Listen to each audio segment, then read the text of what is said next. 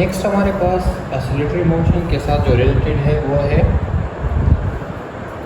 Displacement. कि oscillatory motion में हमारे पास डिस्प्लेसमेंट क्या होगी। सबसे पहले डिस्प्लेसमेंट का डिफिनीशन लिख देते हैं। The distance of oscillating body from the mean position to any instant of a time is called the distance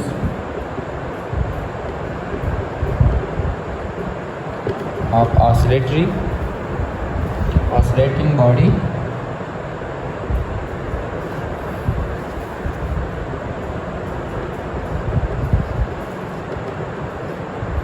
oscillating object or body from the mean position mean और equilibrium position. ठीक है, मैं आपको समझा देता हूँ। mean position to any instant of time, to any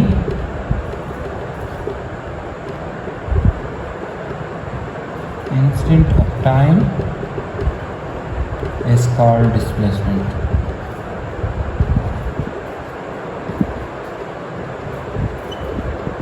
Is called what? Is called displacement. ये हमारे पास एक ऑसिलेटिंग बॉडी के एक साइकिल है। ठीक है, एक ये क्या है, एक साइकिल। इस साइकिल में हमारे पास ये क्या है, ये लाइन, ये इसका मीन पोजीशन और इक्विलिब्रियम पोजीशन। ये लाइन क्या है, मीन पोजीशन और इक्विलिब्रियम पोजीशन। अब हमारे पास इस मीन पोजीशन से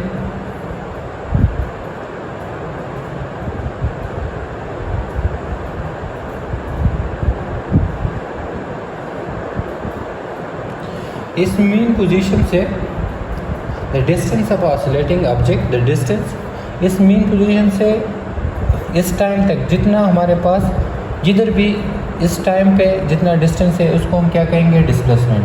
the distance of oscillating object from the mean position से to any instant of time.